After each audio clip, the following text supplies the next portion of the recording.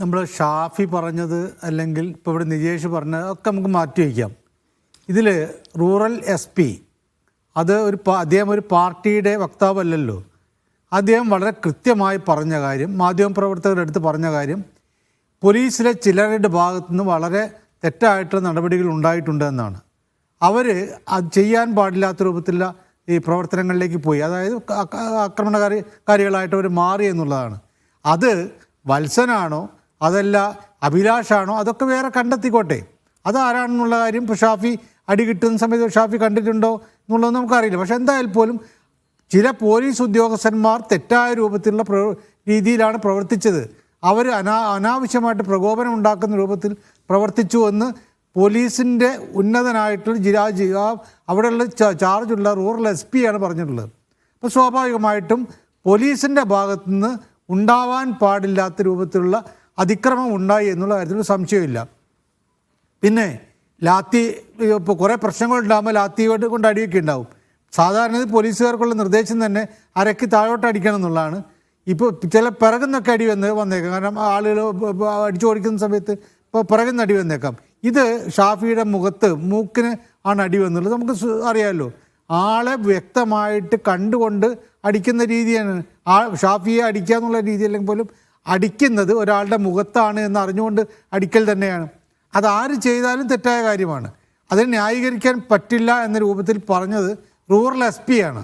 അപ്പോൾ അത് വെച്ചുകൊണ്ട് പിന്നെ ഷാഫിയുടെ ഭാഗത്ത് നിന്ന് ഇപ്പോൾ ഗ്രനേഡ് എറിഞ്ഞോ അല്ലെങ്കിൽ സ്ഫോടക വസ്തുക്കൾ എറിഞ്ഞോ എന്നുള്ള കാര്യമൊക്കെ അത് പോട്ടെ, അതെങ്ങനെ നമുക്ക് പോലീസ് തീർച്ചയായിട്ടും കണ്ടെത്തേണ്ടതാണ്.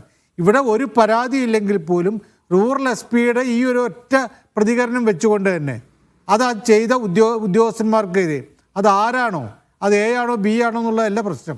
ആരായാലും ഉടനെ തന്നെ നടപടി എടുക്കേണ്ടതാണ്. പിന്നീട് ഈ അഭിലാഷ് പറഞ്ഞത് അഭിലാഷാണ് അടിച്ചത് എന്ന് ഷാഫി പറയുന്നു. അടിച്ചിട്ടില്ല എന്ന ഒരു പ്രതികരണം അഭിലാഷിൻ്റെ അടുത്ത് ഉണ്ടായില്ല. അദ്ദേഹം ആകെ പ്രതികരിച്ച് മാധ്യമപ്രവർത്തകരുടെ അടുത്ത് പ്രതികരിച്ചിട്ടുള്ളൊരു കാര്യം, എന്നെ ഡിസ്മിസ് ചെയ്തിട്ടില്ല, എന്നെ പിരിച്ചു വിട്ടിട്ടില്ല, സസ്പെൻഡ് ചെയ്താണ് എന്നാണ്. സസ്പെൻഡ് ചെയ്തിട്ട് ആ സസ്പെൻഷൻ കാലാവധി കഴിഞ്ഞിട്ടല്ല അദ്ദേഹം വന്നിട്ടുള്ളത്. അങ്ങനെയാണ് ലിജീഷ് ഇവിടെ പറഞ്ഞിട്ടുള്ളത്.